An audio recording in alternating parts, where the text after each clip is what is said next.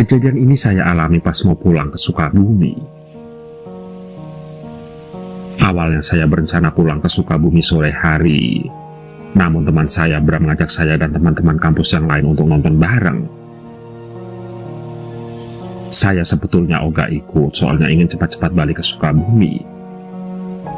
Tetapi dia memaksa saya dan berjanji begitu selesai dia akan mengantar saya ke terminal. Ya sudah, saya pun akhirnya ikut saja menonton.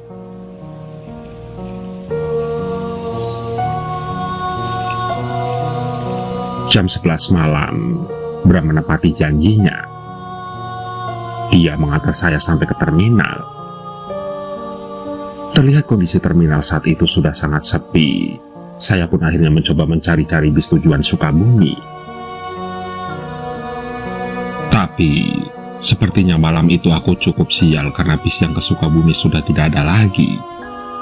Sementara saya tidak bisa menunggu sampai besok pagi. Acara pernikahan kakak saya besok, saya pun akhirnya mulai menyesal ikut yang lain menonton. Tapi begitulah, penyesalan memang selalu datang terlambat.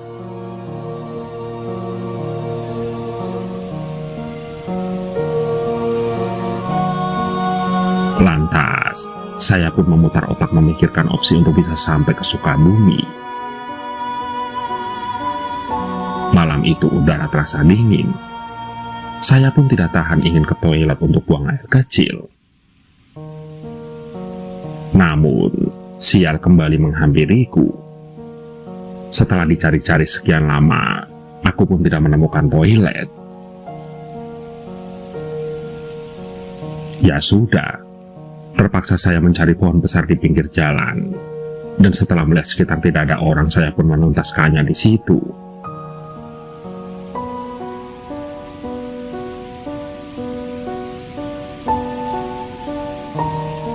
Singkat cerita, setelah buang air kecil, tidak lama saya melihat sebuah bis.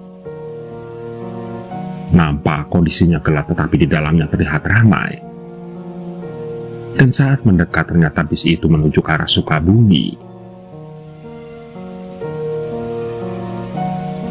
Beruntungnya aku, gumamku saat itu.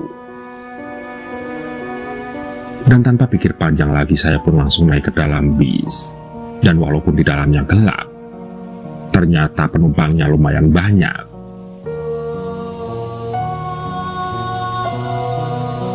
Lah, kenapa tadi saya tidak sadar ada bis ini ya? Dan kenapa lampunya tidak dinyalakan? Ah, mungkin lampunya rusak, pikir saya. Saya pun akhirnya memilih tempat duduk kedua di depan bagian kiri.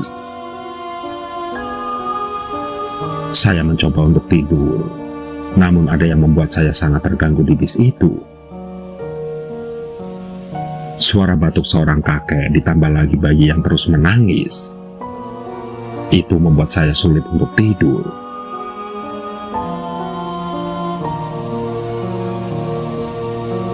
Astaga, saya harus segera istirahat. Soalnya tidak elok kan kalau di pernikahan kakak nanti saya lelah. Kutuku saat itu. Namun syukurlah beberapa saat kemudian suasana kembali hening. Dan saya pun akhirnya tertidur. Namun tidak berapa lama di antara sadar dan tidur, saya mencium bau melati yang datangnya dari arah belakang. Dan karena penasaran, saya pun akhirnya membalikkan badan. Nampak ada seorang wanita yang terlihat seperti seorang sinden.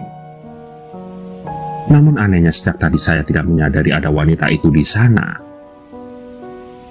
Sampai si wanita itu melihat saya juga sesaat mata kami saling menatap.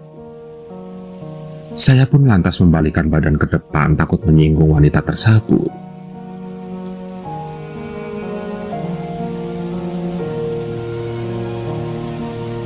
Saya pun akhirnya menjadi tidak bisa tidur.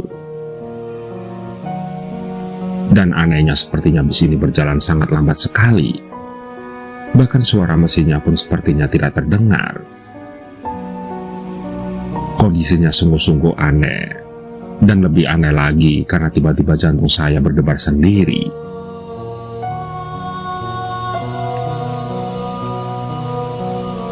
Mendadak kendaraan berhenti. Dan karena penasaran saya melihat apa yang terjadi. Ternyata tampak seorang pengendara motor sedang terduduk di atas aspal.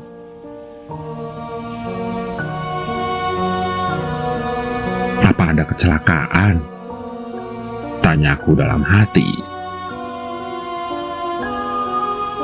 Saya pun buru-buru turun dan menghampiri si pengendara itu untuk melihat apakah dia baik-baik saja.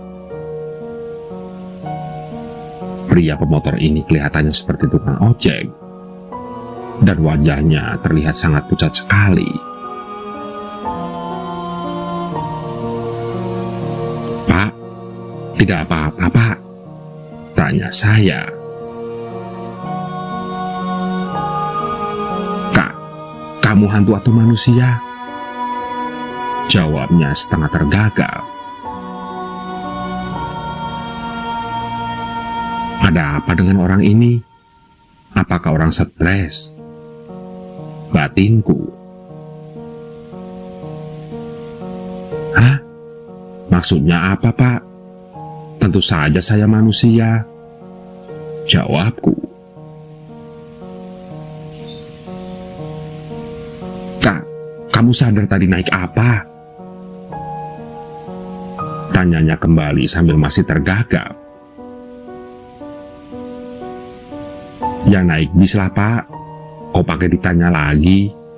Kan bisnya hampir menabrak Bapak tadi," jawab saya.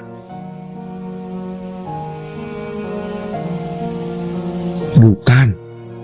Tapi yang kamu naiki tadi adalah keranda mayat," ucapnya.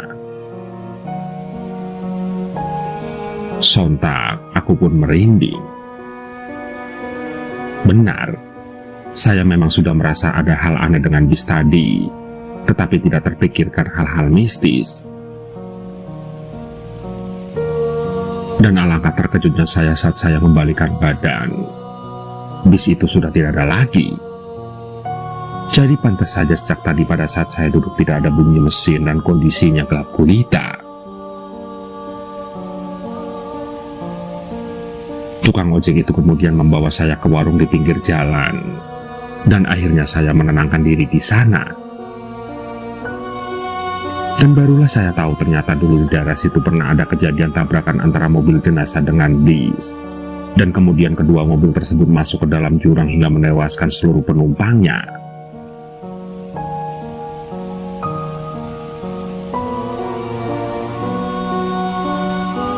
Begitulah. Percaya atau tidak, suka atau tidak, mereka memang benar-benar ada dan hidup berdampingan dengan kita. Oh iya, satu lagi. Sebelum berpergian, hendaklah kalian sempatkan untuk membaca doa.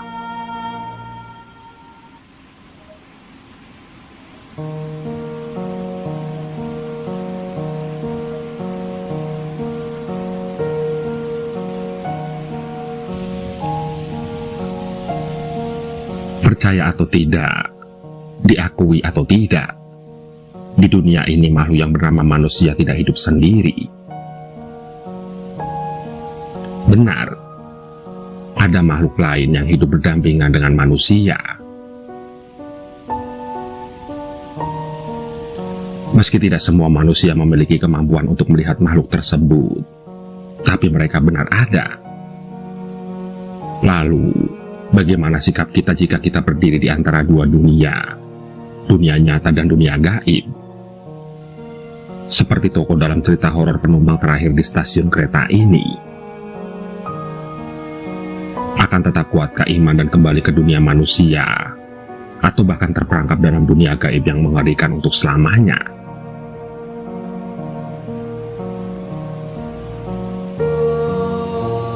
Di sini, keimanan kita sangat berperan. kedekatan dan doa kepada Sang Maha Pencipta selalu menjadi penolong terbaik buat kita.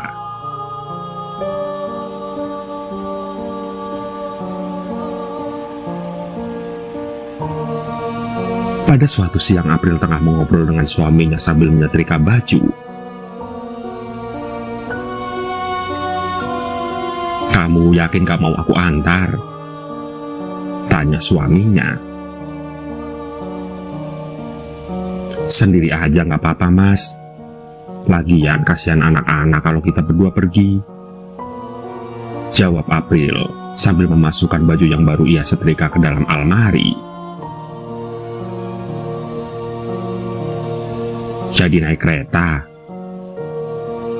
April hanya mengangguk menjawab pertanyaan suaminya itu. "Terus kamu nunggu di mana? Kan kereta sampainya jam 3. Kantor mana ada yang buka pagi buta gitu? Yakin kamu mau nunggu di stasiun?" tanya suaminya.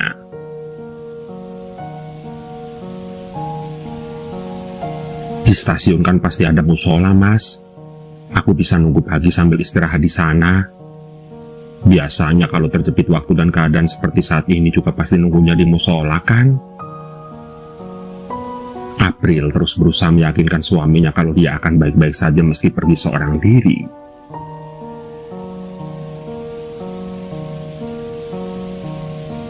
"Oh, ya udah kalau udah mantap begitu. Berarti nanti malam aku antar ke stasiun aja ya." "Iya, terima kasih ya, Mas." Obrolan mereka terhenti sampai di situ. Singkat cerita, malam harinya April diantar suami dan kedua anaknya sampai stasiun. Kereta sudah mulai bergerak. April sempat melambaikan tangan ke arah keluarga kecilnya sebelum laju kereta semakin kencang. Menjadi seorang wanita karir, April memang sering melakukan perjalanan seorang diri seperti saat ini. Keadaan yang mengajarinya untuk menjadi mandiri. Bukannya tidak mau diantar oleh suaminya, tapi pikiran April lebih tertuju ke anak-anak. Ia tidak tega membiarkan mereka di rumah sendiri tanpa orang tua.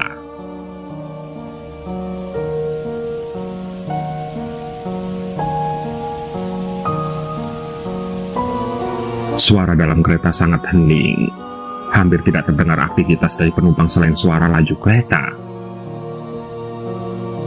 Terlihat sebagian ada yang langsung memilih untuk memejamkan keduanya. Sebagian terlihat ada yang asik dengan lamunan. Dan sebagiannya lagi, termasuk April, mereka memilih membuka HP untuk menghabiskan waktu di perjalanan yang cukup panjang.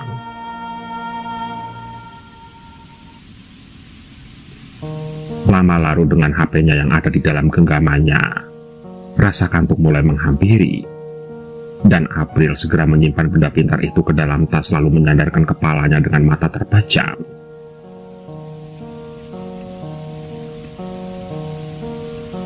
Namun tidak berapa lama kemudian, sekelebat mata April seperti melihat ada bayangan aneh di luar sana.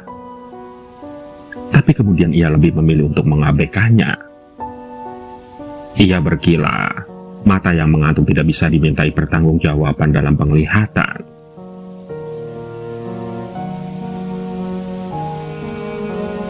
Pukul 2:30, cukup lama April terlelap. Sembari membetulkan posisinya, dia mengedarkan pandangannya dan melihat penumpang sudah banyak berkurang. Terlihat bangku-bangku kosong tanpa penghuni. Dan sebentar lagi giliran April yang akan mengosongkan bangkunya.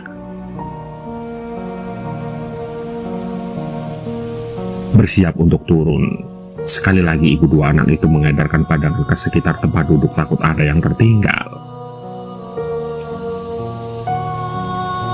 Kereta pun berhenti.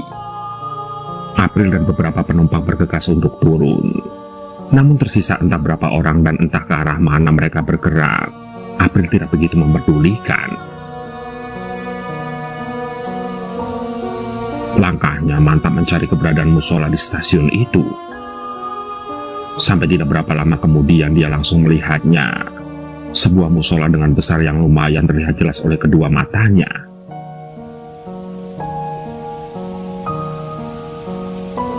Sepi.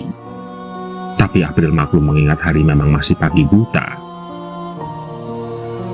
Lantas, ia bergegas menuju kamar kecil dan kemudian mengambil air wudhu untuk melaksanakan sholat tahajud.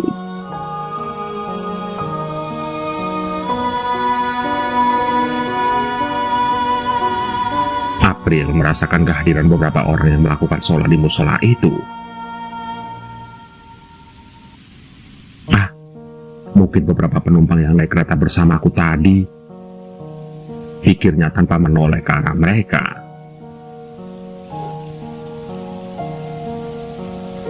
Selesai melaksanakan sholat tahajud, April larut dalam doa. Dia memang termasuk wanita alim yang selalu berusaha untuk mendekatkan diri pada Sang Halim. Jarum jam terus bergerak. April mulai mendengar suara-suara yang menandakan adanya aktivitas pagi. Suara tawa anak-anak yang bercanda ria dibarengi gemercik air begitu jelas terdengar. Lama April menunggu. Jika memang ada, dia berharap di musola itu bisa ikut melaksanakan sholat subuh berjamaah. Namun saat kesadarannya datang, dia tidak lagi mendengar suara tawa anak-anak dan gemercik air seperti sedang berwudu. Lantas, kemana perginya anak-anak itu?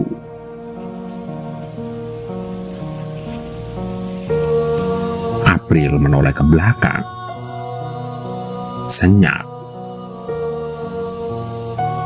Lantas, kapan dan kemana perginya orang-orang yang tadi melakukan sholat bersamanya?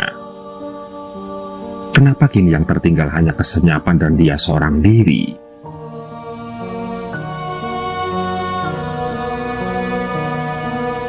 Menyadari kesendiriannya dan bulu kuduk yang meremang, April bergegas melakukan sholat subuh. Dan setelah selesai, dia memutuskan secepatnya meninggalkan tempat itu dan keluar dari stasiun. Sepi. April tidak melihat siapapun di sana, tapi matanya menangkap ada yang aneh. Dia melihat ada nenek-nenek yang membawa kayu bakar di pagi buta. Di antara gerbong-gerbong kosong, nenek itu terus berjalan yang membuat darahnya terkesiap.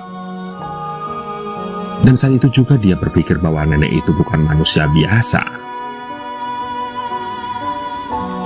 Lagi pula, mana mungkin seorang nenek renta yang langkahnya terseok mencari kayu bakar di pagi buta. Dan seperti tersadar ada yang menatapnya lekat, perlahan nenek itu menggerakkan kepalanya memalingkan wajah menatap ke arah April. April terhenyak. Ia pun langsung membuang pandangannya dari si nenek sebelum melihat wajah itu secara sempurna. Langkahnya bergegas menuju pintu keluar. Namun sial, gembok pintu gerbang masih terkunci, yang artinya April belum bisa keluar.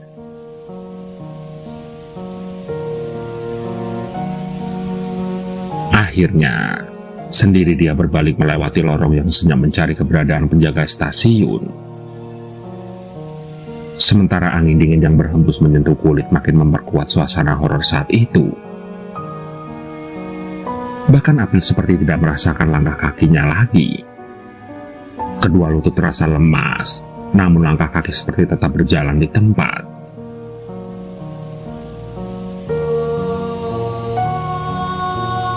Tidak berapa lama kemudian nafas April terasa lega. Saat dari kejauhan dia melihat ada seseorang yang tengah tertidur di bangku tunggu penumpang. Pak, permisi. Suara April pelan tapi berhasil membangunkan bapak penjaga. Iya bu, ucap penjaga terkejut melihat April tiba-tiba ada di depannya. Saya mau keluar pak, tolong bukakan pintunya ya, pinta April. Oh iya, jadi masih ada penumpang ya? Maaf, saya tidak melihat. Tadi saya kira sudah habis penumpangnya, jadi pintu langsung saya kunci. Ucap penjaga itu sambil bergegas melangkah menuju pintu keluar. Oh, itu mungkin karena saya tadi langsung ke musola. Di sini sepi sekali ya, Pak? Ucap April sambil menjajari langkah penjaga itu. Di sini memang sepi, Bu. Tiap hari ya begini. Penjaga pintu berucap sambil berusaha membuka kunci gembok. Pintu keluar berhasil dibuka. April pun merasa lega dan menarik nafas panjang. Tidak lupa sebelum pergi dia mengucapkan terima kasih kepada penjaga itu. Terima kasih ya, Pak, ucap April. Sama-sama, hati-hati, Bu, balas sang petugas. Iya, Pak, sekali lagi terima kasih ya, ucap April dengan sedikit menoleh ke belakang.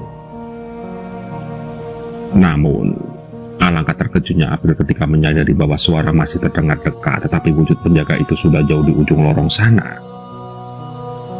Terlihat ia berjalan bersama nenek pembawa kayu bakar, dan perlahan kepala mereka memutar ke belakang hendak menatap ke arah April sambil terkekeh.